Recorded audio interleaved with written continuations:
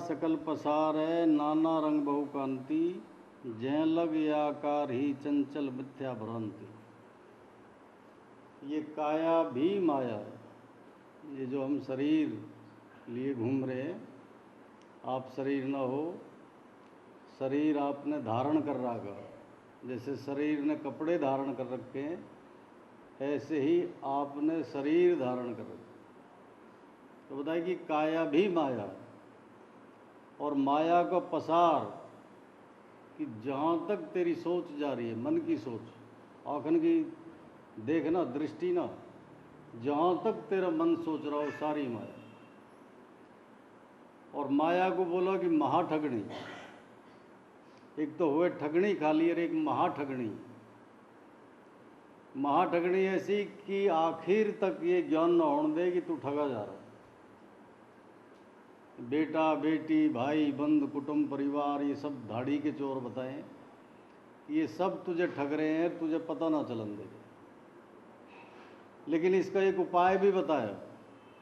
एक उपाय बताया है कि एक बार कोई सेठ कलकत्ता से दिल्ली की तरफ आ रहा, तो उसके पास कुछ मोटी रकम है। तो एक ठग ने उसे पहचान लिया कि भाई सेठ है, इसके पास मोटी रकम है और इससे ठगने हैं। तो ठग जब किसी ये ठगे है तो वो ऐसा हिसाब किताब लगावे कि दूसरे ये महसूस हो जाएगी तो तेरा अपना। आप रेल में सफ़र कर रहे हो, कोई ठग आपके पास आएगा, पूछेगा जी कहाँ रहते हो? जी दिल्ली। अगर जी मैं भी दिल्ली रहता हूँ। दिल्ली में किस जगह रहते हो? वो बोलेगा जी लाजपत नगर। अगर जी मैं ग्रेटर कैलाश रहता हूँ। तो अगर आप दिल्ली के बाहर हो, कलकत्ता हो या बम्बई हो, तो वहाँ पे अगर आप दिल्ली को कोई मिल जाएगा तो आप ऐसे लगेगी कि आपको बिल्कुल घर का आदमी कोई मिल गया। जैसे कि आप बाज़ार में जा रहे हो और बाज़ार में आपके गांव का या कॉलोनी का आदमी मिल जाए तो उसे आप अपना समझो। वो बिल्कुल अपने जैसा बता के आप है कि जी मैं भी दिल्ली रह रहा हूँ, आप लाजपत नगर में ग्रेटर कैलाश।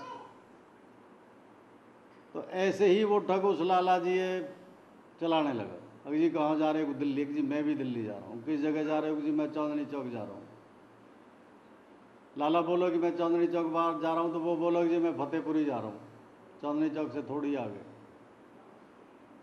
तो सेठ ने समझी वहाँ तक का साथ है, साथ रहेंगे, साथ बात करेंगे, कोई बात नहीं है। लेकिन उसकी कुछ हरकतन ने देख के वो सेठ थोड़ा चौकस हो गए। वो बोला कि ये किसी न किसी तरह से तेरे से ठगेगा, और हो सके कि रात को तेरी आँख लग जाए और ये पीछे तेरे खकोड़ ले बैग वैग है। तो वो ठग जो है सोने को बहाना करके आँख मीच के लेट गया अपनी उस पर सीट पे। तो उस लाला ने जो पैसे की थैली वो निकाल के चुपके से उसके सिराने के नीचे रख दी और वो अपनी सीट पे मज़े से सो गए। जब सेठ खुर्राटे लेने लगा तो ठग ने सोची कि सेठ सोगा, अब तलाशी ली जाएगी। तो उसने उसके सारे बैग वैग कपड़े वपड़े सब तलाश कर ली, कहीं एक धेला ना मिला। तो मन में सोचने लगा कि मेरे सामने इसने पैसे लिए हैं, गिने हैं, मैंने देखे हैं, पैसे गए कहाँ? तो सो गए। एक रात और लग गई उनको। फिर अगली रात में फिर उसने सेठ ने ऐसे ही करा कि वो जो पैसे की थैली वो लेके चुपके से उसके सिराने पे लगा दी। वो ठग ने फिर पूरी रात उसकी तलाशी ली, लेकिन कुछ नहीं मिला। ठग बोला कि कमाल है यार, ये कहाँ छुपावे है? रेल है, कोई घर तो है नहीं, कोई घर के किसी कोने में डाल दे, रेल में ही कहाँ छुपा दे। तो उसने उसकी सीट के नीचे ऊपर ही गए हुए सारे में तलाश ले ली, कहीं नहीं मिले। वो फिर चुपके से लेट गए। तो वो जब दिल्ली उतर गई तो वो ठग उसके पैर पड़ गए। बोला जी मैं ठग हूँ, मैं आप बता रहा हूँ, लेकिन आप मुझे एक बात बता दो, पैसे आपके पास हैं और मैंने आपकी खूब तलाशी ले ली और मैं आपके पैर पकड़ रहा हूँ, मुझे ये बता दो पैसे आप छुपाते कहाँ? बोले कि तेरे सिराना छुपाओ। तो फिर वो ठग से बच गया। ठग को ही सौंप दिया सब कुछ, तो ठग से बच गया। इसी तरह से माया ठगनी बताई है कि ये बेटा बेटी ये सब पूर्व जन्म के लेनदार है, लेकिन इनको मोह, इनका प्यार ऐसा बांध दे माँ बाप कि बेटी ये जब विदा करे है तो उसकी शादी के लिए कर्ज लेगा, उधार लेगा, जो उसने इकट्ठा कर रखा वो सारा लगा देगा, पूरी कोशिश करेगा कि जितना बढ़िया से बढ़िया हो जाए उतना कर दूँगा। तो बेटी, जिसे हम बेटी बोले, एक तरह की ठगनी आवे, महाठगनी, बड़े प्यार से लूटे, बिल्कुल चूं भी नहीं करे। अगर आपसे कोई 10 रुपये लूट ले तो आप कई दिन तक करोगे यार एक ठग मिलकर कमाल कर दिया यार, ठग लिया, मैं 10 रुपये ले लिए, कई दिन तक उस बात का होगा। और बेटी जब ठग के ले जाए तो दुख इस बात को हुए कि वो अपने पास से जा रही है, इसलिए दुख ना हो कि इतने पैसे लग गए। पैसे का दुख ना माना माँ बाप, दुख अगर उन्हें हुए तो इसलिए हुए कि कुछ और दिन हमारे साथ रहती या हम कुछ और बढ़िया कर देते। अब की बार तो इतना अच्छा मौका ना आया, अगर 1 साल रुक के करते तो फिर तो और भी ऐसा करते। तो वो थोड़ा सा दुख हुआ है। बाकी वो जो झाड़ू मार के गई है घर में, उसको तो बिल्कुल दुख ना हुआ। वो बाद में फिर चाहे वो मजदूरी करो, मेहनत करो, चोरी करो, कैसे भी करो, कर्ज पानी उतारते रहें। तो ये बताएं कि बेटा बेटी ये सब पूर्व जन्म के लेनदार है। आपसे जो आपने उनका ले रखा है उसे लेने के लिए ही आए हैं, लेकिन आखिर तक आप ये महसूस नहीं होने दें कि हम लेनदार हैं। बड़े प्यार से रहें। बेटी की शादी भी होगी, फिर कभी आवे माँ बाप के पास तो जो थोड़ा बहुत उसका बच जा ब्याज बट्टा, उसे लेती रहे, किस्तर में लेती रहे। जब भी आई 2-4-10 जोड़ी कपड़े ले लिए, और कोई ऐसी वस्तु मांग ली कि पापा उधर तंगी है, मुझे ये वॉशिंग मशीन नहीं है, एक दे दो, तो देते रहेंगे उसे पूरी ज़िंदगी। जब तक वो बैठे रहेंगे, जब तक वो उनके पास आती रहेगी, उसे खाली हाथ कभी नहीं जाने देंगे। जो भी उनके हाथ लग जाएगा, जो भी, उसे पकड़ा देंगे कि ले जा। तो बेटी बेटा ये सब माया है, और माया का एक ही काम है कि जीव है ठगना। किस चीज़ है ठगे हो आप? पैसा ठग लिए, कोई बड़ी बात ना है, पैसा कोई बहुत बड़ी बात ना, पैसा हाथ का मैल है। सबसे कीमती चीज़ जो ठगी जा रही है, बता रहा कि जो तेरे श्वास हैं, ये जो तेरे श्वास चल रहे हैं, एक भी श्वास अगर तेरा बिगड़ झपके जा रहा, ये तेरी सबसे बड़ी हानि है। पैसा तेरा लुट गया, बताए कि कुछ नहीं गया। तेरा कोई हाथ पैर कट गया तो समझो कि थोड़ा नुकसान हो गया, लेकिन अगर तू इस दुनिया में रच पच गा और हरिय भूल गा, एक परमात्मा तू भूल गया, तो बताए कि तू कुछ नहीं है, फकीर है खाली। जब तू जाएगा यमराज के द्वार पे तो मुगदड़ बाजेगी वहाँ तेरे ऊपर। वहाँ पे बहाना ना चलेगा कि जी क्या करें, इतनी माया थी, इतना अड़झेड़ा था, ये करना था, रोटी खानी थी, कमानी थी, फलाना टिकड़ा। तो ये बहाने कोई नहीं चलेंगे वहाँ। जैसे हम यहाँ मजिस्ट्रेट के सामने बहाने मार दें, झूठ बोल दें, वकील है पैसा दे के ज़्यादा केस अपने फेवर में कर लें, अपने पक्ष में ले लेते हैं। तो वहाँ पे पता है कि यमराज के द्वार पे कोई भी तेरा झूठ, कोई फरेब, कोई रिश्वत, कुछ नहीं चलेगा। वहाँ पे सीधी बात एक पूछी जाएगी कि तुझे जल फ्री दिया, आकाश तत्व फ्री दिया, पृथ्वी तत्व फ्री दिया, श्वास जो तू ले रहा है हवा में वो तुझे फ्री दे रहा, जल जिसके बगैर तेरा जीवन बिल्कुल नकारा है, बिल्कुल नहीं रह सकता तू जल के बगैर, वो तुझे फ्री दिया। ये शरीर, करोड़ों अरबों रुपए का शरीर तुझे फ्री दिया। एक अंग की कीमत लगाओ, आपसे कोई एक आँख मांगने लगे, बोले जी मैं आप 10 लाख दूंगा, एक आँख दे दो, हो सके कोई दे दे। देखो देने वाले भी हैं, गुर्दे बिक रहे हैं आजकल। तो हो सके कि एक आँख दे दे, कोई मजबूर है, कोई कहे कि जी दोनों आँख दे दो, मैं आप 20 लाख रुपया दूंगा। तो आजकल तो मैं डर रहा हूँ इस बात कहने से, हो सके दोनों आँखें भी दे दे 20 लाख। अब बैठा बैठा खाऊंगा क्या है, आँख कितना रहेंगी, अपना लकड़ी के सहारे घूमे जाऊँगा। लेकिन इनकी कीमत इतनी है, इतनी कीमत इनकी है। हाथ पैर, आँख, नाक, कान, गुर्दे, लीवर, हार्ट पार्ट, ये सारा मिला के आप हार्ट की रिपेयर कराओ हॉस्पिटल में जाकर तो 4-5 लाख का खर्चा लगे, और वो भी ऐसे पार्ट मिले हैं कि बिल्कुल कुछ दिन के लिए चलेंगे, वो ज़्यादा पूरी उम्र ना चले। वो 3 साल 7 साल बस बहुत बढ़िया लगा दोगे, 10 साल उनकी भी फिर रिपेयर चलती रहे, गोली पानी खाता रहना पड़ा। तो इतना कीमती शरीर माँ फ्री दी, बाप फ्री दिया, जल फ्री, अन्न फ्री, वायु फ्री, अग्नि फ्री, आकाश फ्री। बताए कि इतनी जो तेरी जरूरी चीज़ है वो तुझे फ्री दे रहा है, और तू इतना नमक हरामी होगा कि भूल के भी उसका रब का नाम ना ले। बताए तेरी कैसे पूर पड़ेगी? यमराज तुझे कैसे बख्शेगा? वो तेरे से तिल तिल का हिसाब मांगेगा, एक एक क्षण का हिसाब मांगेगा, और कोई बहाना ना चलेगा, तुझे नक्शा बना के दिखा देगा, सारी तस्वीर खींच के दिखा देगा, गवाह खड़े कर देगा कि बोल, समय ना है तेरे पास, तो वहाँ पर कोई बहाना ना चलेगा। तो ये बताए कि इनके या माया के अड़झेड़े में आकर, या माया में आप पच के, बेटा बेटी के मोह में, भाई बंधु के प्यार में, पैसे के लालच में, इंद्रियन के स्वाद में, ये इंद्रियन को स्वाद भी एक ही चीज़ है छुटावे, सिर्फ भजन है छुटावे। बेटा बेटी को मोह भी सिर्फ भजन है छुटावे। आप रोटी ना भूलो, रोटी खानी बिल्कुल नहीं भूलो, पानी पीना बिल्कुल नहीं भूलो, और कुछ काम है वो बिल्कुल नहीं भूलो, एक ही चीज़ भूलते हो, आप हरि का नाम भूल गए। तो बताइए ये चारों तरफ से ऐसी ठगनी है माया, ऐसी मोहनी है, ऐसी सोहनी लगे, इतनी सुंदर लगे कि या में आसक्त होकर जीव हरि के नाम में भूल जाए। ये जो वर्णन करें हमारे साधु संतन ने, महापुरुषन ने जो वर्णन करें अपने ग्रंथन में, उन वर्णन का सिर्फ एक ही अर्थ है कि तू किसी भूल में मत रह जाइए। सतगुरु बार बार यही कह रहे हैं कि तू किसी भूल में मत रह जाइए, किसी चक्कर में मत रह जाइए। जिस दिन तू देह छोड़ के जाएगा, तेरे से तिल तिल का हिसाब मांगा जाएगा। तेरी नेकी, तेरी बदी, तेरा हरि भजन, ये तीन चीज़ें जो तेरे साथ जाएंगी राती। नेकी, नेकी तो तुझे आगे हो सके सुविधान में तुझे जन्म मिलेगा। आप पुण्य कर्म करके जाओगे तो आगे स्वर्ग मिलेगा। स्वर्ग के मतलब है सुविधा, तरह तरह की सुविधा मिलेंगी, मिल, कंपनी, फैक्ट्री, जागीरदारी, कोठी, बंगला, जाते ही पैदा होते ही आपके नाम हो जाएगी वसीयत। जैसे कि धीरू भाई अंबानी के पैदा हो गए, 2 लड़के पैदा होते ही वसीयत नाम होगी इतनी। लेकिन पुण्य कर्म को भी बताया कि यह हाथ से अगर पुण्य कर्म कर रहा हो तो यह हाथ पता मत चलन दे। उस पुण्य कर्म के बारे में कभी सपने में भी मत सोचे, तो वो तुझे स्वर्ग में नहीं ले जाएगा, वो तुझे मोक्ष की तरफ ले जाएगा।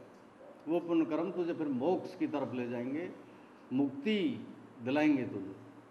और अगर पुण्य कर्म ध्यान में रख के कर रहे हो आप कि ये मैं पुण्य कर्म जो कर रहा हूँ इसका फल मुझे सुविधा मिलेंगी, स्वर्ग मिलेगा, तो मिलेगी, पक्की बात है, हमें कोई दो राय ना। आप जितने पुण्य कर्म करोगे उतनी ही सुविधा आप या जन्म में भी मिलेंगी, जब यहाँ से आप जाओगे तो आप मिलेंगी। ये 4 चीज़ें पुण्य कर्म से, पुण्य कर्म से और पाप कर्म से 4 चीज़ प्रत्यक्ष हैं संसार में। आप जब तीसरी आँख के खोलोगे तो आप प्रत्यक्ष दिखाई देगा। ये है कि जाति, वर्ण, कुल, आश्रम, ये 4 चीज़ें जो पुण्य पाप कर्म से मिले। पूरी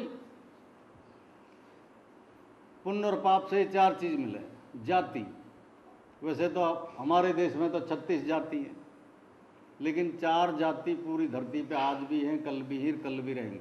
A class, B class, C class, D class. ये यूरोप में, अमेरिका में, यहाँ भी ये 4 क्लास हैं। सरकार के खाते में भी 4 क्लास हैं, A class officer, B class officer, C class और D क्लास। तो ये 4 जाति तो धरती पे हैं। ये तो श्री कृष्ण जी ने बोला गीता में कि भाई जाति रहेगी, बगैर जाति के तो काम ही ना चलेगा। जाति तो रहेंगी, ये छोट बड़ा तो रहेगा। तो जाति, वर्ण, आप ऊंची जाति मिल रही है, ब्राह्मण कुल में जन्म ले रहे हो, बहुत ही बड़े संस्कारी कुल में जन्म ले रहे हो, बहुत ही पढ़े लिखे, बड़े शुद्ध, बड़े सात्विक घर में आप जन्म ले रहे हो। तो ये जाति में आ जाओ सब, शुद्ध सात्विक ब्राह्मण कुल। ब्राह्मण कुल का मतलब है कि जहाँ ब्रह्म ज्ञान का पसार हो, छोटे से बड़े तक सब ब्रह्म ज्ञान के ज्ञाता हों। और ब्राह्मण, एक ब्राह्मण वैसे भी पूजनीय है। ब्राह्मण कुल में ब्राह्मण को हम बड़ा सत्कार करें, आदर करें ब्राह्मण को। एक शूद्र का उतना आदर न करें। अगर आपके घर कोई भंगी आ जाए या और जाटव आ जाए तो उसे आप अपने बराबर में बिठा के चाय पानी नहीं पिलाओगे, और एक अगर ब्राह्मण आ जाता तो आप उसे ऊंचा आसन दे के वहाँ पे जलपान कराओगे, तो ये फर्क है। तो जाति वर्ण, वर्ण कहें कि एक वो है गौर वर्ण, श्याम वर्ण, ये हुए वर्ण। एक देखें आपने साउथ में कि बिल्कुल काले, इतनी सुंदरता ना, उससे भी ज़्यादा और देखो तो आप साउथ अफ्रीका में देखो, बिल्कुल तय उल्टा करो ऐसे। और एक यूरोप में देखो, इंग्लैंड, जर्मन, फ्रांस, इनमें देखो गोरे चिट्टे। एक लंदन की कोई लड़की और एक साउथ इंडिया की कोई लड़की, छत्तीसगढ़ और झारखंड में से कई लड़की है, उन दोनों ने बराबर में खड़ी करो तो वो जमीन आसमान का अंतर दिखाई देगा। वो लंदन की मैम तो बिल्कुल ऐसे चमकेगी जैसे सोने की टुकड़ी चमक रही है। और ये छत्तीसगढ़, झारखंड, मध्य प्रदेश के कुछ इलाके आदिवासी, उनमें से आप उनकी शक्ल सूरत देखो तो वो अजीब तरह की शक्ल सूरत है उनकी। तो ये वर्ण में आ जा। कुल, तीसरा है कुल, कैसो कुल है, कहे ना कैसो खानदान है। हमारी तो 7 पीढ़ी से जो है खानदानी है ये बात, हम तो खानदानी है। खानदानी का मतलब है कि खानदानी रईस, दादा भी जागीरदार है, फिर पिताजी भी जागीरदार हैं, खुद मैं भी जागीरदार हूँ, हमारे परदादा भी जागीरदार है, हमारे तो जागीरदारी चली आ रही। तो एक जीव जागीरदार के घर में जन्म ले रहा है उसी क्षण, और एक उसी क्षण ले रहा है चौकीदार के घर में जन्म। दोनों में बहुत अंतर है। जागीरदार के घर में जन्म ले लिया, पैदा होते जागीरदार होगा, नंबरदार होगा। और एक झुग्गी झोपड़ी में या चौकीदार के घर में जन्म ले रहा हो तो उसे कोई ओहदा नहीं मिले, कुछ भी ओहदा नहीं मिला उसे। तो ये बताएं कि ये प्रत्यक्ष है। एक जीव शरीर से सुरंग पैदा हो रहा, हाथ पाँव मजबूत है, नौक नक्श अच्छे हैं, कदकाठी ठीक है। एक अपाइज पैदा हो रहा, न नौक है, न नक्श है, न बुद्धि है, न बल है, और बस सिर्फ आदमी का नमूना है, बाकी और कुछ नहीं उसके पास। एक जीव रोड के ऊपर आप देख रहे होंगे, एक मर्सरी गाड़ी में बैठ के जा रहा है, एक रोड के ऊपर बैठ के कोड से ग्रसित है, कोड हो रहा है उसके, लुंज हो रहे हैं हाथ पाँव, और धूम में बैठ के भीख मांग रहा है कि बाबूजी एक पैसा दे दो, साहब एक पैसा दे दो, माई बाप एक पैसा दे दो। एक तो शरीर से दुखी, ऊपर से अन्न का भिखारी। आप उसे 1 रुपया 2 रुपया दे रहे तो शाम को खाना पकेगा, नहीं तो भूखा सोएगा, क्योंकि वो कुछ शारीरिक मेहनत कर ही ना सकेगा। एक बड़ा बुद्धिमान पैदा हो रहा है, एक बुद्धि से पैदा ले, कॉन्वेंट स्कूल में पढ़ा ले, चाहे बड़े हाई फाई स्कूल में पढ़ा ले, खूब पैसा लगा ले, ट्यूशन करा ले, फिर भी जीरो। और एक सरकारी स्कूल में पढ़ के IAS ऑफिसर बन रहा। एक शरीर से बड़ा बलिष्ठ है, दूध घी भी ना खा रहा, सूखी रोटी खावे, फिर भी दारा सिंह से लड़ने के लिए तैयार है। और एक में जो है, एक दूध दही घी मक्खन फलाना ढिगड़ा खूब खिला रहे, लेकिन वो फिर भी वही सिंगल है, भगवान दास की तरह, फिर भी बात ही नहीं बन रही। तो ये जो सब चीज़ है कि एक महल में जन्म ले रहा है, एक झोपड़ी में जन्म ले रहा है, एक बड़ी सुंदरता लेके आ रहा है, एक बड़ी बुद्धि लेके आ रहा है। ये 3 चीज़ें, बल, बुद्धि और रूप, ये पुण्य कर्म से मिले। बल, बुद्धि और रूप, ये भी पुण्य कर्म से मिले। इनके बगैर भी जीव बड़ा लाचार रहे या संसार में। शरीर को बल नहीं है तब भी लाचार रहे, कोई हुड़ुत कर जाए, कोई धमका जाए। और अगर रूप ना हो, बड़ा कुरूप है, तब भी हीन भावना हो, कहीं शादी ब्याह में जावे, दूसरे इनकी सुंदरता देख के अपने आप लाचार कर ले। और बुद्धि का तो प्रत्यक्ष है। बुद्धि की तो बात ऐसी है कि जिसे बुद्धि ना है वो मुखराम में उसे कोई बेवकूफ़ बना दे, कोई कुछ भी कैसे भी कह दो उसे ही मान ले, वो बहका दो, कोई भी जरा सी बात बोलो बहक जा। तो ये 3 चीज़ भी पुण्य कर्म से हैं, बल, बुद्धि और रूप। तो ये बताएं कि ये सब के सब पुण्य कर्म और हरि का नाम। पुण्य कर्म जब सजेंगे आपके कि जब उसके साथ आप हरि का नाम ले रहे हो। अगर पुण्य कर्म कर रहे हो, हरि का नाम ना ले रहे हो, तो वो पुण्य कर्म बड़े सीमित हो जाएंगे। जैसे ही पुण्य कर्म खत्म होंगे फिर आप नरक में आ जाओगे। आपने देखा होगा कि कई जो बड़े भरे पूरे घर में पैदा हुए हैं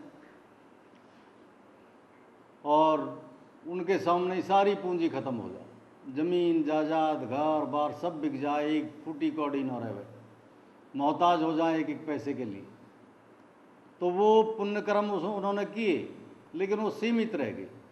और अगर पुण्य कर्म के साथ आप हरि नाम ले रहे हो, हरि भजन कर रहे हो, तो वो पुण्य कर्म आपके बढ़ जाएं। और बगैर नाम के जो पुण्य कर्म कर रहे हैं उनका एक कर्म एक में ही गिना जाएगा, तो वो जल्दी खत्म हो जाए और स्वर्ग में जाएगा, ऐसे उनका आना जाना चलता रहे। तो हमारे जो महापुरुष हैं, सतगुरु हैं, सतगुरु ने यही बोला कि तू इस अड़झेड़े में भी मत पड़े, पुण्य कर्म इसलिए मत करे कि तू स्वर्ग में जाओ। पुण्य कर्म के साथ साथ तू पुण्य कर्म से क्या है कि तेरी आत्मा में शुद्धि रहेगी, ये पक्की बात। आप पुण्य कर्म करोगे तो आप एक अजीब तरह का संतोष महसूस होएगा, बड़ी अच्छा सुकून महसूस होएगा। और आप कोई पाप कर्म करके देख लो, आप बेचैनी रहेगी, एक डर रहेगा, एक भैंसा रहेगा, एक शर्मिंदगी सी आप अंदर रहेगी, कोई देख न ले, किसी ये पता न चल जाए, किसी ने देख लिया तो क्या कहेगा। तो ये दोनों में अंतर है, आप करके देखो, आप तजुर्बा हो जाएगा। पुण्य कर्म आप बहुत अच्छा सुकून देगा। आप किसी को बुरा करो, उसमें आप कुछ देर को हो सके कि जब बुरा कर रहे हो कुछ देर को आपके मन में तसल्ली हो जाए, लेकिन बाद में आप खुद उसके प्रति एक तरह की घृणा होगी कि गलत कर दिया था। तो पुण्य कर्म इसलिए ना करे कि मैं स्वर्ग में जाऊं, पुण्य कर्म इसलिए करे कि मेरी आत्मा शुद्ध रहे। और ये तो प्रार्थना में बोला गया कि दया कर दान भक्ति का हमें परमात्मा देना। दया करना हमारी आत्मा में शुद्धता देना। आत्मा की शुद्धता तब होगी कि जब आपका मन पुण्य कर्म के लिए उत्साहित रहेगा, उससे आपकी आत्मा शुद्ध होगी। और जितनी आत्मा आपकी शुद्ध होगी उतना ही अच्छा भजन आपका होगा। आप अगर शाम को या सुबह बैठ रहे हो भजन करने के लिए, सुबह की तो चलो ऐसी बात है कि रात को आप लेट गए चुप, तो रात में तो क्या हिसाब किताब देखोगे, लेकिन शाम को संध्या के लिए अगर आप बैठे हो तो आप पूरे दिन की तरफ नज़र घुमा लो, सुबह से शाम तक के उसमें नज़र घुमाओ, और उसमें आप ये देखो कि कोई पाप या पुण्य है तेरे खाते में।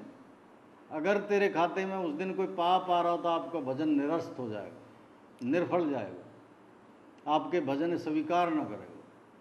और अगर कोई पुण्य कर्म हुआ है, पहले तो आप पाप कर्म करके भजन ही ना कर पाओगे, और अगर भजन कर पाओगे तो ऐसा भजन कर पाओगे डर कि या पाप कर्म है मेरे छुपा दे, मेरे पाप कर्म की किसी को पता ना चल जाए, हे भगवान तेरा प्रसाद चढ़ाऊंगा, तेरे ये करूँगा, तेरा वो करूँगा। तो ऐसे प्रसादन को भूखो ना है परमेश्वर। आप रुपया 2 रुपया की बात करो, करोड़ 10 करोड़ की बात करो, फिर भी हमारा कर्म मिटेगा ना। ये मैं आप पक्की बात बता रहा हूँ कि जो भी कर्म हम कर लेंगे वो मिटेगा ना। हाँ, इतना ज़रूर है कि हरि के नाम से उसका जो प्रभाव है वो कम पड़ जाएगा। लेकिन कोई कहे कि मैं बिल्कुल ख़त्म कर दूंगा, तो ये वहम है। कर्म कभी ख़त्म नहीं होगा। कर्म करता का पीछा करे, 1000 जन्म तक पीछा करता रहेगा। जिस दिन हाथ आ जाएगा उस दिन सामने आके खड़ा हो जाएगा। तो पुण्य कर्म और पाप कर्म करने से पहले भी 3 बार विचार कर ले कि मैं जो कर रहा हूँ इसका फल मुझे ज़रूर मिलना है। हम आप कुछ भी कर्म कर रहे हैं संसार में, कुछ भी कर रहे हैं, नौकरी कर रहे हैं, दुकान कर रहे हैं, खेती कर रहे हैं, व्यापार कर रहे हैं, तो उसका फल हमें मिले। व्यापार कर रहे हैं, घाटा आ गया, वो घाटा आ गया तो हमारी समझ बूझ से आ गया या मेहनत में कुछ कसर रहेगी इसलिए आ गया। परमात्मा किसी घाटा ना देवे, और देवे भी है तो वो इसलिए देवे है कि वो उसमें कहीं ना कहीं से आपने कोई गड़बड़ करी है और उसके द्वारा वो गड़बड़ आपकी सीधी कर दी। आपने कोई उल्टा सुल्टा काम किया और वो पैसा आपको कहीं दूसरी जगह लगवा कर उसमें आप गड़बड़ करा दे। तो परमात्मा कभी किसी घाटा में नफा ना देवे। ये कोई बाबा या कोई भगत या कोई देवता या कोई देवी की आप मुनाफा दे दे, आप हानि ना होने दे, ये वहम है। ये मुनाफा और नफ़ा ये दोनों हमारे कर्मों के अनुसार हमें मिले, हमारे कर्मन से मिले, हमारी सूझबूझ से मिले। सूझबूझ में अगर आपकी में कमी है, देखो ये व्यापार करना, पैसा लगाना, ये तो बहुत बड़ी बात है। अगर आप गाड़ी चलानी ना आ रही, गाड़ी का स्टीयरिंग कभी आपने पकड़ा ही नहीं है, सीखा ही नहीं है, और आप गाड़ी चलाने के लिए बैठ जाओ तो खतरा है पूरा। वो भी जाए और उसके सामने कोई आ गया तो वो भी जाए। दोनों ने ले बैठे को। तो बताए कि सूझबूझ भी जरूरी है। या मैं भगवान ने दोष देना है किसी देवी देवता या गुरु है या बाबा है कि हमारा तो आपके यहाँ रेर गड़बड़ हो रही है, तो वहाँ में गड़बड़ ना हो रही है, वहाँ में कमी यही है कि कहीं कुछ गड़बड़ आपके द्वारा हुई है, आपने सूझबूझ से काम ना किया, मेहनत ना करी, कहीं लापरवाही कर दी, कहीं ध्यान ना दिया आपने, इसलिए ये हुआ है। परमात्मा या परमेश्वर कभी घाटा ना देगा आप। तो कोई भी काम करे सीख के करे, उसका तजुर्बा करके तब करे और मेहनत करे, वाकई बाद में फल कैसा मिल रहा है इसकी भी कभी चिंता ना करे। बताए कि अगर उसमें वो घाटा आ रहा है तो ये समझ ले कि परमेश्वर कोई उधार है तेरे ऊपर, उसे ले रहा है, सस्ते में छूट रहा, दे दे, घाटे सहन कर ले, ज़्यादा उसमें ही हाँ रोना रहा धीना कुछ मत करे, मत बार बार याद करे।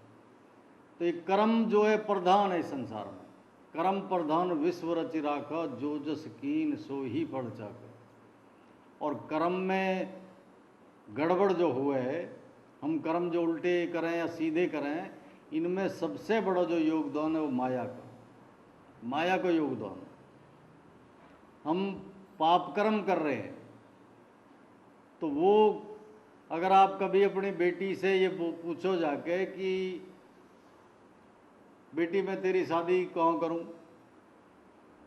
बहुत बड़े रईस खानदान में करूं या गरीब में करूं, तो बेटी कुछ ना बोलेगी, बोलेगी बाबा जैसे आप ठीक लगे वैसे कर दो। बेटी कभी भी ना मांग करे बाप से कि मेरी शादी तू बहुत बड़े जागीरदार के करी, और बेटा भी कभी हेलीकॉप्टर ना मांगे बाप से कि मुझे तो हेलीकॉप्टर खरीद के दे दे। लेकिन फिर भी दारा सुता सुत प्रीत बढ़ा के भूल रहे जड़ता बस मूरख, कि दारा नारी, सुता बेटी, सुत बेटा, कि इन तीन चारण के चक्कर में आके, इन ठगन के चक्कर में आके वो तो फिर भी रियात कर रहे हैं, तेरे ऊपर कोई डिमांड ना कर रहे। बेटी डिमांड कर देगी, कितना कर देगी, आइसक्रीम की कर देगी, छोटी है तो, बड़ी है तो क्या एक जोड़ी कपड़ा के लिए कर देगी, और कोई छोटी मोटी डिमांड कर देगी। ऐसी कोई डिमांड ना करे कभी भी बेटा बेटी कि जो जिसमें बाप असमर्थ हो, ऐसी डिमांड ना करे। उन्हें ये ज्ञान हो कि मैं ऐसा मांगूंगी तो ये कल को छोटी मोटी चीज़ भी ना देंगे। वो ठग हैं, इसलिए बड़ी चालाकी से उतना ही लेवें उससे जितना लेना चाहिए, वो फालतू ना लेवें। वो समझें कि भाई ज़्यादा कर दिया तो ये कहीं ऐसा ना हो कि घर ही छोड़ के भग जाए या कुछ और कर दे, तुझे धमका दे, फिर देना ही बंद कर दे। तो इन तीन के अड़ज के, तीनों में अड़ज के, दारा सुता सुत में अड़ज के, इनके मोह में आके पाप कर्म जीव करे, इनके मोह में आके करे। और सबसे बड़ा पाप जिसे आप कभी पाप ही ना समझ रहे हो वो है कि अगर आप रोटी खा रहे हो और हरि का नाम ना ले रहे हो, उससे पहले ये बहुत बड़ा पाप है। आप अन्न नहीं खा रहे, पाप खा रहे हो। अगर आप जल पी रहे हो और हरि का नाम ना ले रहे हो तो आप जल नहीं पी रहे, जहर पी रहे हो। वो विष है आपके लिए, वो जल आप लाभ ना देगा, आपके शरीर में वो ज़्यादा शांति ना देगा। तो बताइए कि अन्न अगर तू ले, अन्न खाए तो हरि का नाम ले, जल पिए तो हरि का नाम ले, सुबह तेरी आँख खुले तो हरि का नाम ले, राह में कहीं चलना शुरू करे तो हरि का नाम ले, और सोने पे सुहाग आ कि अगर तू 2 मिनट बैठ के सुबह, 2 मिनट बैठ के शाम को, ऐसा ना हो कि 2 घंटा बैठ, सिर्फ 2 मिनट दिल से बैठ के याद कर लो, सिर्फ 2 मिनट। मैं मूर्ख हूँ, अज्ञान हूँ, पापी हूँ, अधम हूँ, नीच हूँ, हे विधाता, हे विश्व रचेता, हे ब्रह्मांड के नायक, हे मेरे मालिक, हे अकाल पुरुष, हे बड्डे, हे राजान के राजा, मेरे ऊपर तू दया कर।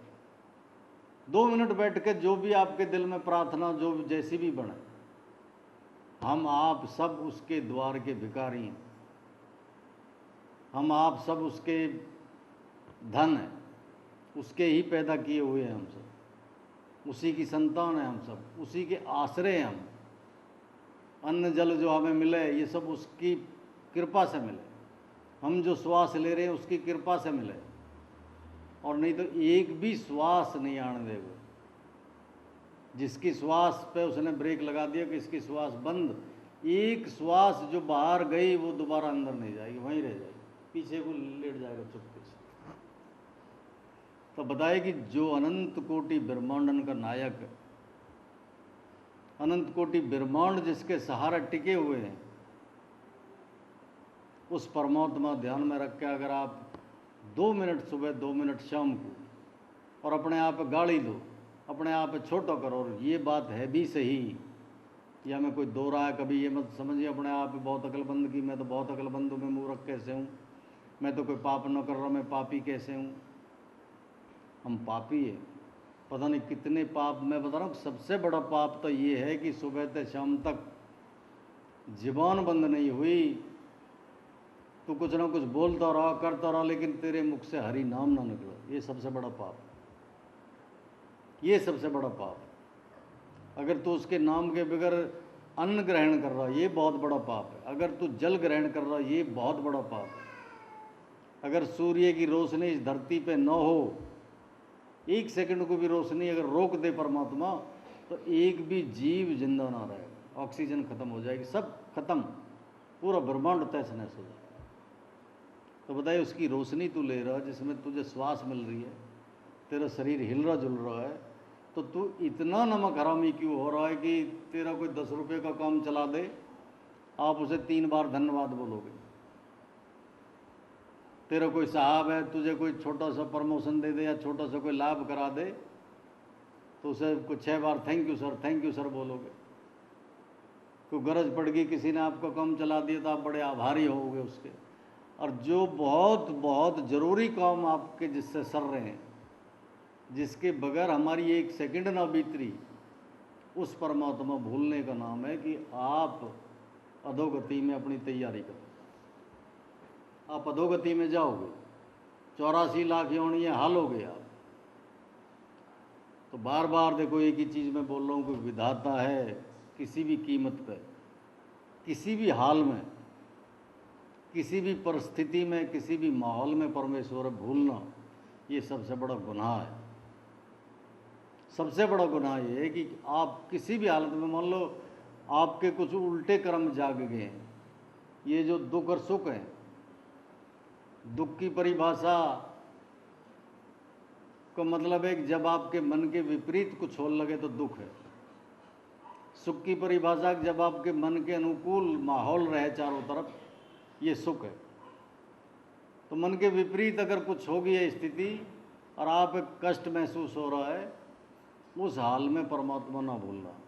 और मन के अनुकूल अगर स्थिति हो गई है, सुख हो रहा, तो उस हाल में तो बिल्कुल ना भूलना। ये तो कबीर जी ने भी बोला कि दुख में सब सुमरण करे, सुख में करे न कोई, जो दुख में सुमरण करे, जो सुख में सुमरण करे, तो दुख काहे को हो। बताइए, अगर तू सुख में उस परमात्मा ना भूलेगा, तो दुख तेरे नज़दीक आएगा ही नहीं।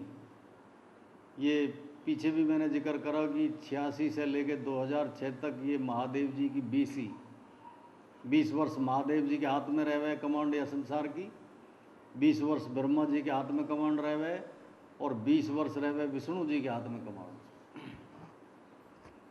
तो जब महादेव जी के हाथ में कमांड आवे, तो बताया कि अपने पराये हो जा, जो खास भाई बंधन तेरे वो भी तेरे से बैर ठान लगे, जो तेरे रिश्तेदार हैं वे भी तेरे से बैर ठान लगे, बेवजह की हानि हो लगेगी। औरत बोलेगा कि दिन इधर निकले, तो बोलेगी पश्चिम में निकले।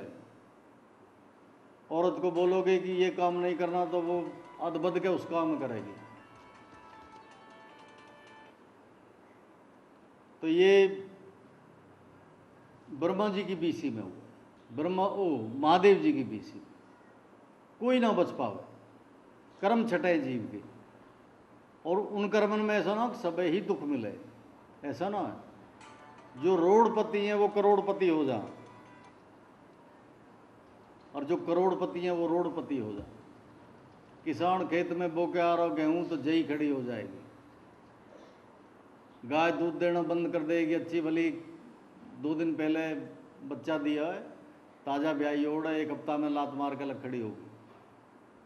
या आगे की ना हो, या लात मार दे, या कोई रोग आ जावे, दूध पूत में बेटा उल्टी चाल चलेगा, बेटा कहने ही ना मानेगा, बहू जो है वो पूरे कुटुंब में मिटाने पे तुल जाएगी।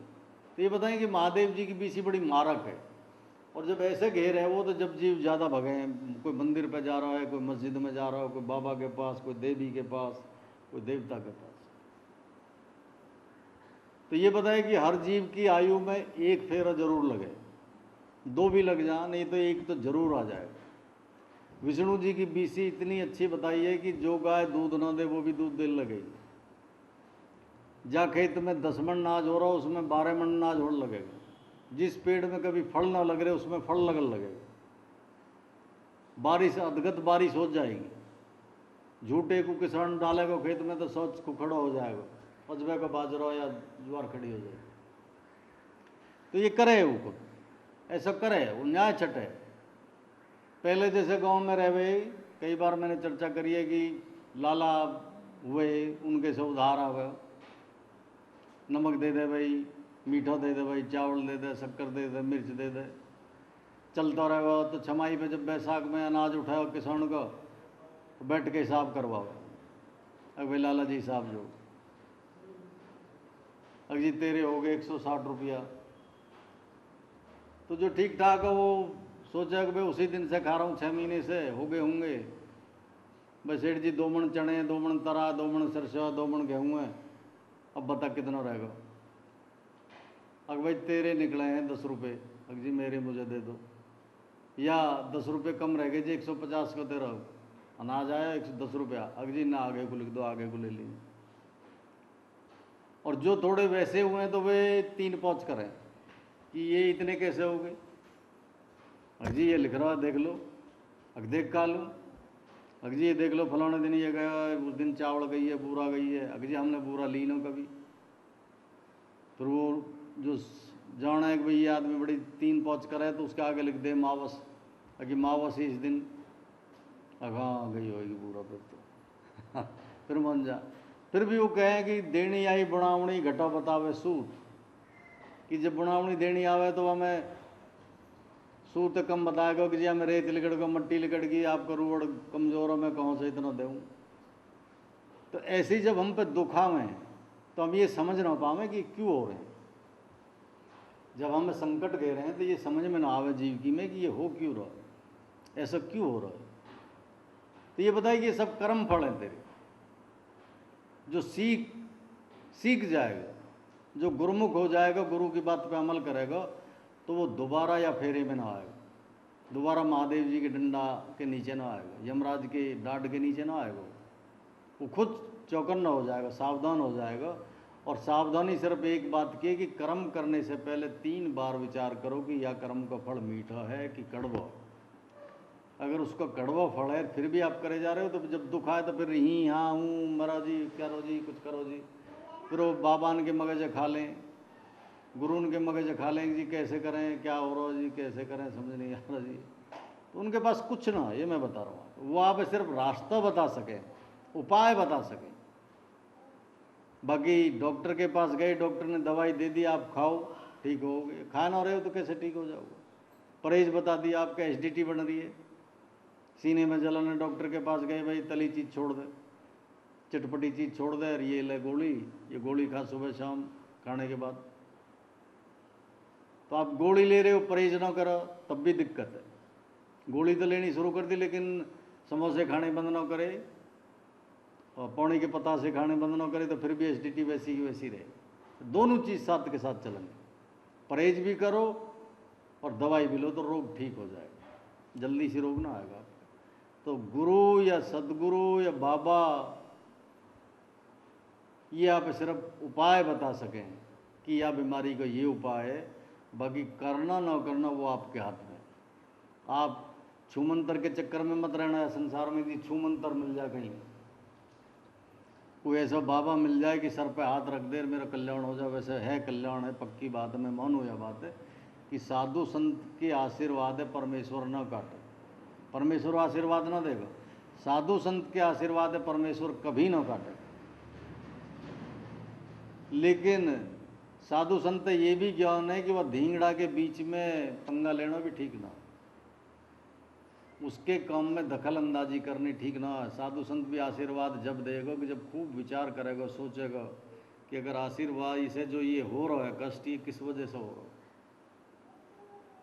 इसका कारण उन्हें कारण पता हुआ है, तो आशीर्वाद वो वैसे ही फर्जी दे दे, जा भाई ठीक है बच्चा, दिल से ना दे, वो निवेदन ना करे। आशीर्वाद में जब साधु संत आशीर्वाद देगा तो निवेदन करेगा परमात्मा से कि हे विधाता मेरे पुण्य कर्म इसे दे दे, इसके इस दुख हटा दे, तो वो देख के दे। मैं आशीर्वाद ऐसे ही ना कि प्रसाद है चवेणी गली भरी मुट्ठी ले दे जा भाई बच्चा हो जाएगा तेरा, ऐसा ना।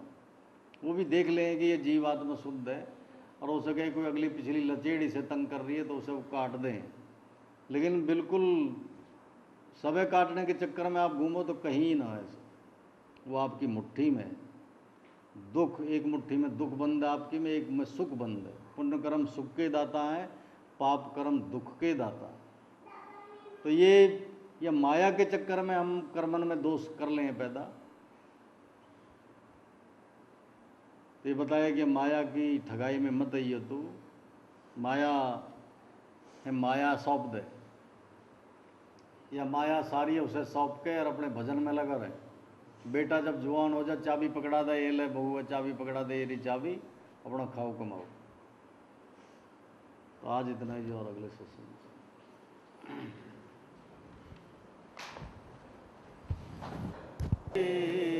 हरे कृष्ण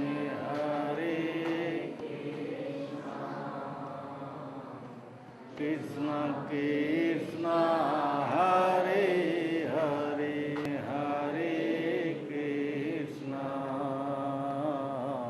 कृष्ण कृष्ण हरे हरे, राम हरे हरे कृष्ण हरे कृष्ण हरे हरे, हरे राम राम हरे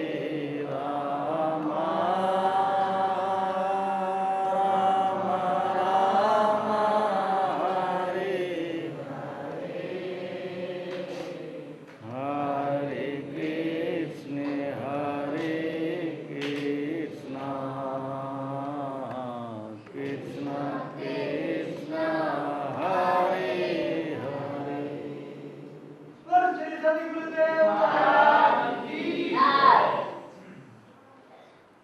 चोरी करे उसको तो कुछ नहीं हो रहा, वो तो और 2 नंबर का काम करे कुछ नहीं हो रहा, तो फलता जा रहा है। तो ये भरम है। ये बताइए कि एक कहावत है देसी भाषा में कि पाप का घड़ा जब भर जाए तो उसमें एक बूंद भी ना समा। जब तक उसमें जगह रहे जब तक तो चलती रहे बात, लेकिन जिस दिन उसमें जगह ना रहे तो एक बूंद भी उसमें ना समाएगी, वो भी उजल जाएगी। तो ऐसे ही कोई लाला है गुरुमुख दुकान कराया, गुरु ने उसे आदेश कर दिया कि भाई ना तो कम तोलना, न मिलावटी चीज़ बेचनी, न ही डोडे भाव पे बेचनी, कैंडा का मुनाफा लेना है, बिल्कुल असली चीज़ बेचनी है। असली है तो असली बता, नकली है तो नकली बता, पूरा तोलना, और तुझे भगवान की कृपा से कभी कोई दुख ना होगा, बड़े से आराम से तेरी जिंदगी और अपना भजन कर। तो वो लग गया, बिल्कुल पूरा तोले, और मुनाफा भी कैंडा का खावे, जितना खाना चाहिए सिर्फ उतना खावे, ऐसा ना कि 1 के 2 कर दे, और चीज़ भी असली देवे। चलता रहा ऐसे ही चलता रहा, दाल रोटी बड़ी बढ़िया, बच्चे बच्चे सब सुखी, कोई रोग नहीं, कोई बीमारी नहीं, कोई कलह नहीं, कोई कलेश नहीं, बड़े आराम से चैन से जिंदगी बीत रही। तो उसके सामने एक दूधिया ने, यादव अहीर ने दुकान खोल ली दूध की। वो दूध भी बेचे, पनीर भी बेचे, घी भी बेचे, मक्खन भी बेचे, क्रीम भी बेचे, लेकिन जो भी चीज़ है सब में मिलावट करे। दूध में भी पानी मिलावट, मक्खन में भी कुछ मिला, सब में मिलावट करे, और 1 के 2 कर ले। शाम को पैसे इनकी जोड़ बांध के ले जा। कुछ ही दिन में उसने उसके सामने 2 दुकानें और खरीद दी और बढ़िया दुकान बना दी, लाला जी की वही छोटी सी दुकान। तो लाला जी सोच रहा हो कि 1 साल होगी इसे देखते देखते, दूध में भी पानी मिलावे, क्रीम में भी मिलावट करे, घी में भी मिलावट करे, सब चीज़ में मिलावट करे, और कुछ नहीं हो रहा, फर्बेदारी हो रही है, सब बच्चे बच्चे ठीक, किसी को बुखार नहीं, कभी सर दर्द नहीं, कोई कलह नहीं, कलेश नहीं, सब हंसी खुशी रह रहे हैं। तो तू क्यों बेकार के चक्कर में फंस रहा, कोई पूरा तोलना है, असली चीज़ बेचनी है, मुनाफा भी कैंडा का खाना। तो गुरु के पास वो पहुँचे, लेकिन ये गुरु जी जो सर पे हाथ रखा है उसे हटा दो। हाँ, मेरे बस की नहीं आपकी दिशा निर्देश मानने। बोलो हाथ बात में तो कुछ ना है, हाथ तो हटा सही है, पर बात बता। वो बात कुछ ना है जी, बस हटा दो हाथ। मैं तो क्या और किसी गुरु बनाऊंगा मैं, आपसे मेरी बात कुछ बनना रही। बोलो बना ले। मैंने कहा तुझे मना करिए, गुरु बना ले। अगर नहीं आप मुझे मुक्त कर दो, कि मुक्त है पर तू कारण बता दे मुझे, तो मैं तुझे मुक्त कर दूंगा, नहीं तो मैं तुझे श्राप दे दूंगा। ऐसा बताया कि गुरु का छोड़ना, औरत को आदमी है छोड़ना। अगर कोई औरत बिगर कारण के अपने आदमी छोड़ रही है या उसे दगा दे रही है, वो बहुत जघन्य अपराध है। उससे भी 1000 गुना बड़ा अपराध बताया कि गुरु बिगर कारण के, बिगर वजह के कोई गुरु छोड़ रहा है, तो वो बताए कि उस पाप से ये 1000 गुना ज़्यादा बड़ा पाप। गुरु कभी भी बिगर कारण के ना छोड़े। हाल तो कारण भी हो जब भी ना छोड़े, लेकिन कोई कारण ऐसा देख ले कि जिससे गुरु के ऊपर विश्वास ना रहे, तो बेशक छोड़ो, तो कोई इतना ज़्यादा पाप ना लगेगा। पाप तो खैर लगेगा फिर भी। तो बोलो भाई तू मुझे कारण बता, क्यों छोड़ रहा है तू? सत्संग में आएगा, तू सत्संग में आए बहुत दिन हो गए सुने कर, है ना जी, बस बात बढ़ ना रही है, मैं आपके पास मेरी न बढ़। मान की तो ऐसे करियो, कल सुबह आ जाइए, कल सुबह मैं अपने हाथ हटा लूँगा, थोड़े मंत्र वंत्र बोलने, उसे बेकार हो, मंत्र वंत्र बोल के मैं अपने हाथ हटा लूँगा, फिर मेरे से तू कहीं जाइए। मान की जी ठीक। तो गुरु के शिष्य और 2-4, मैंने शाम को एक 4 हाथ लंबा 4 हाथ चौड़ा 8 हाथ गहरा गड्ढा खुदवा लिया। वो सुबह गया तो 2-4 शिष्य और बैठे गुरु के पास, बोला कि लाला जी गड्ढे में उतार दो। तो लाला जी ने समझी कि गुरु जी बुरा मान गए, अरे गड्ढे में दाबेंगे। तो मान गई मैं तो मजाक कर रहा हूँ, कल वैसे ठीक ठाक है। सब गुरु ही, आप ही गुरु, आपसे बढ़िया कोई गुरु ना। मान की तू डरे मत ना, मैं तुझे मारूंगा ना, मुँह का फांसी खानी है, तुझे क्यों मारूंगा मैं, मेरा तेरा कोई बैर थोड़ा, बाकी तू इसमें उतर। ना जी मैं सही बोल रहा हूँ, सच बोल रहा हूँ गुरु जी, आप बुरा मत मानो, मैं तो कल वैसे ही मूड से खराब हो गया इसलिए बोल दिया, या नहीं उतरूँगा मैं। मान के पकड़ के उतारो। 4 पहुँचे, वो अकेला पकड़ के लाला जी गड्ढे में बोलो कि हमें पानी भरो। वो दे बाल्टी पानी भर दिया, उसके यहाँ तक नाभि तक पानी आ गया। बोलो कोई दिक्कत तो नहीं हो रही तुझे? तो गर्मी का समय, बोलो जी दिक्कत कुछ नहीं है, थोड़ी छीट ना आवे, मुंह पे कुछ छीट आ रही है, इन्हें थोड़ा बचा के डालो। उन्होंने कहा अच्छा भाई थोड़े किनारे से डालो, तो उन्होंने किनारे से लेकर डाल दिया, डालते रहे यहाँ तक पानी आ गया। बोलो कोई समस्या? कि समस्या कुछ ना हो जी, समस्या होने में अब देर भी कुछ ना हो, बाकी ठीक है, ठंडक है, गर्मी पसीना वसीना कुछ ना हो। पानी में और डालो, और 10-20 बाल्टी डाली तो उसके यहाँ आ गया पानी नोक के नीचे। जब नोक के नीचे आ गया तो हाथ से पकड़ने लगा, उसे मिट्टी है तो मिट्टी में फिसल जाए, पंजे के बड़ खड़ो हो तो पैर फिसल जाए। तो जैसे कहे ना कि पंजे ना टिकरे, वो पंजे ना टिकरे वाली कहावत ये, पंजे नहीं टिकेंगे। जब हमारे कर्म जागेंगे तो पंजे रिपटने लगेंगे नीचे से, कम बढ़ेंगे ना। तो बोले कि भाई अब बता।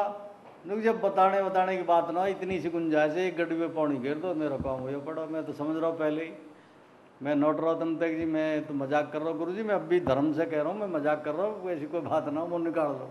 माने कि निकाल दो भाई, 1 बाल्टी पानी और डालो। तो 1 बाल्टी जब पानी और डालो तो उसकी नाक का टच हो जा, कभी वो ऊपर को कर ले, कभी टच हो जा, परेशान हो गया, कह रहा जी मुझे निकालो, मैं आज के बाद कभी आपसे नहीं बोलूँगा कि आप मेरे गुरु ना हो। मन किया आ जा भाई निकाल लो यार, निकाल लिया बात। बोला कि जब तक जल तेरी नाभि तक, घुटने तक कोई दिक्कत तो नहीं तुझे जी ना। जब गले आओ जब भी कोई दिक्कत, जब भी दिक्कत कुछ नहीं। और जब तेरे यहाँ आ गया तो तुझे दिक्कत हुई? कह रहा हाँ दिक्कत हो गई जी, बस मरने में इतनी सी रड़क रह रही जो भर, 1 बाल्टी पानी गिरते तो फिर मरने की बात आ गई। बोला तो ऐसे ही कर्मन को, कर्म भी जब जुड़ते जिस दिन जुड़ जाएंगे, उस दिन तो आप झूठे को करोगे, वो भी सोचा माना जाए। अजबे की माया खड़ी हो जाएगी आपके आगे पीछे। अजबे का तूफान खड़े होने लगेंगे, अजबे के दोष लगन लगेंगे, अजबे की घटना घटन लगेंगी, बेवजह के नुकसान होने लगेंगे। तो समय लगे, तो ये कभी भी दूसरे देखे ना कि जी ये तो ऐसा काम कर रहा, हम भी कर लेंगे तो क्या हो जाएगा, इसको कुछ ना हो रहा, ये तो जो है अफीम बेचे, गांजा बेचे, सल्फा बेचे, माला माल है, ऐसा ना देर सवेर है। तो इन भ्रम में कभी ना पड़े। बाकी आज